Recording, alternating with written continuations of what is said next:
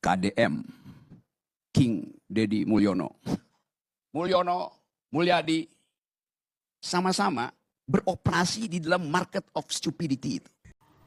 Yang dihasilkan oleh Deddy Mulyadi ada demagogi itu. Kirim ke barak itu. Kenapa nggak Gibran dikirim ke barak?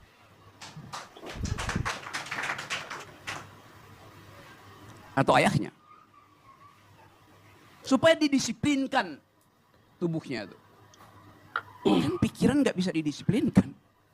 Sementara itu ada anak didik. Gimana mendisiplinkan pikiran anak didik? Justru anak didik itu diprovokasi untuk berpikir nakal.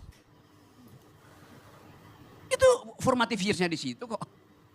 Pikiran kita itu dibentuk di dalam usia 5, 7 sampai 13 tahun. Di situ kenakalan itu fungsinya kreatif. Ya tentu aja ada emak-emak yang bilang, oh bagus anak gue masukin di situ tuh. Supaya berharap setelah masuk barak langsung dilantik jadi mayor. Lalu dalam 2 bulan jadi letkol. Jadi kita nonton kedangkalan. Saya kritik mental kita yang mengkonsumsi kedangkalan. Kemudian tambah lagi sekarang lagi gubernur otak dangkal. Lebih baik jadi gubernur otak dangkal tapi banyak orang yang tersadarkan daripada gubernur otaknya dalam tapi banyak orang yang ditenggelamkan. Ini. Jadi orang Sunda naon? Kalau para mahasiswa apa yang dilakukan? Tong gelehan, tong bauan. Sudah. Jangan nunggu pekerjaan, lakukan apa saja. Jangan karena jadi sarjana di rumah embung nyeseh we.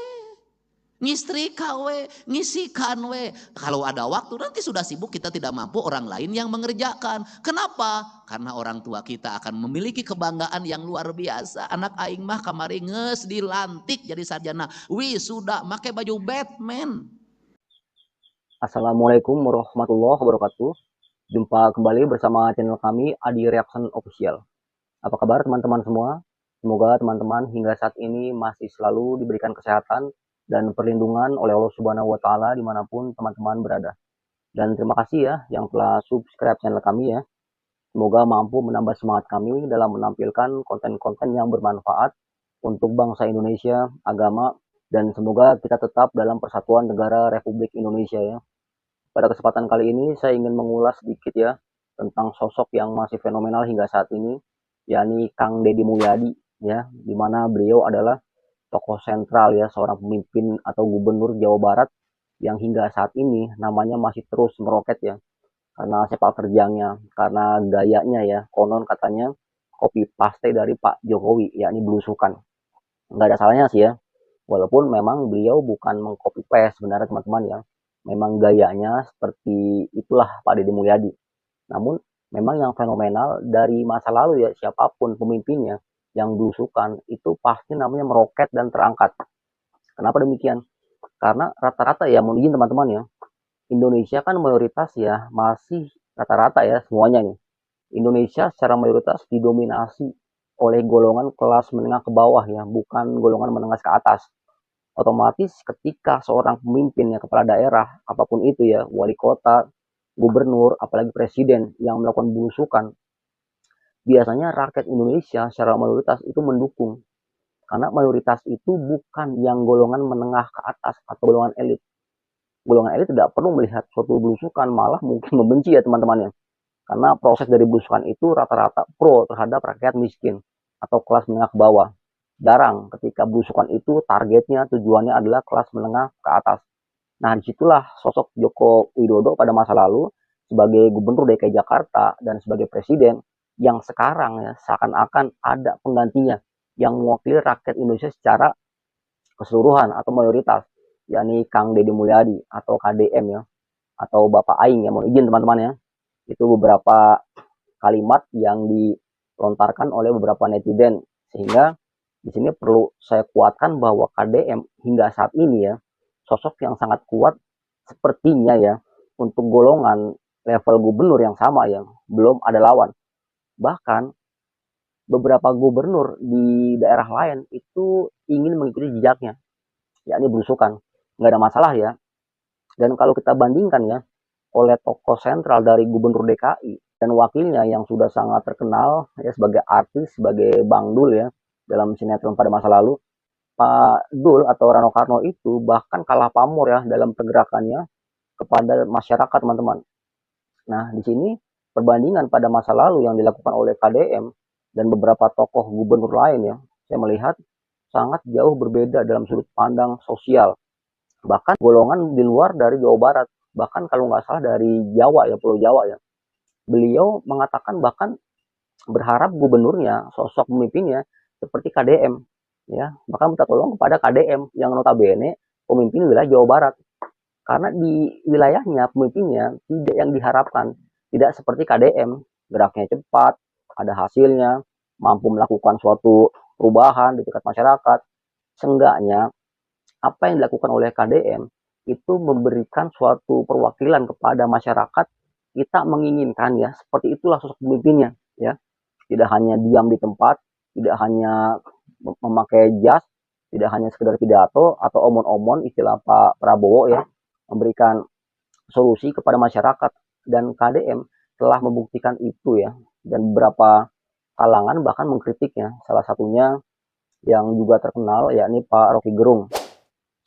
Yang saya sayangkan, Pak Rocky Gerung itu dalam kritiknya ya, walaupun memang beliau ya telah menyanggah dalam beberapa channel ya, ketika Pak Rocky Gerung mengatakan ya kepada presiden kayak kepada gubernur kayak kepada siapapun ya yang beliau kritik, memang tidak ada ya narasi kebencian secara pribadi ya, benar ya, itu sanggahan beliau, memang wajar ya seorang kritikus. Namun kalimatnya memang kadang-kadang tanda petik ya pedas dan cukup keras ya, yakni mengatakan bahwa Pak Deddy Mulyadi ya, beliau mengatakan seorang KDM itu otaknya dangkal. Nah, KDM membalas ya dengan suatu kalimat yang sangat luar biasa ya, yang teman-teman bisa melihat ya daripada cuplikan yang saya tampilkan di awal tadi ya, bahwa beliau tidak pernah mencela ya siapapun yang akan mengkritiknya atau yang telah mengkritiknya ya, dalam bahasa halus maupun bahasa kasar ya, beliau sangat sopan, tetap konsisten pada jalurnya. Itulah hebatnya dari KDM ya. Bahkan kemungkinan besar ya, ini analisa saja, bukan suatu ramalan ya, bahwa selama ini seorang pemimpin, seorang presiden itu biasanya kan konon dari terah Jawa ya, dari Pulungan Jawa, dari orang Jawa ya, walaupun KDM memang dari Jawa Barat ya, Pulau Jawa juga, namun kan lebih kepada suku Sunda yang bukan dari klan Jawa yang rata-rata selama ini presiden dari golongan Jawa. Nah, menariknya bisa saja KDM apabila melakukan gayanya seperti ini ya, namanya pamor terus meroket ya, kenapa enggak suatu saat beliau bisa menjadi presiden, dan itu bisa memutus mata rantai selama ini ya, seorang pemimpin, seorang presiden yang didominasi oleh golongan Jawa. Artinya golongan Sunda, golongan manapun juga ya, dari Banjarmasin, dari Aceh, dari Papua, memang semua berpotensi menjadi presiden, saya yakin. Dalam negara demokrasi ya, tinggal strateginya, caranya, bagaimana bisa menarik, mengambil hati masyarakat ya.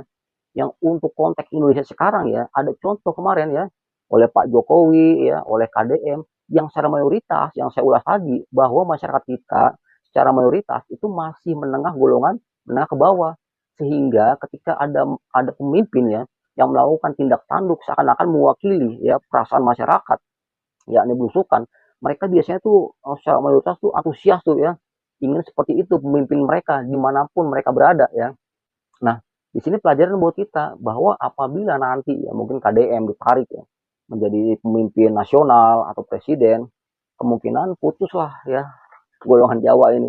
Artinya selama ini yang dominasi, selama ini pemimpin kita, presiden kita dari Jawa ya, akan putus oleh seorang KDM dari Jawa Barat ya.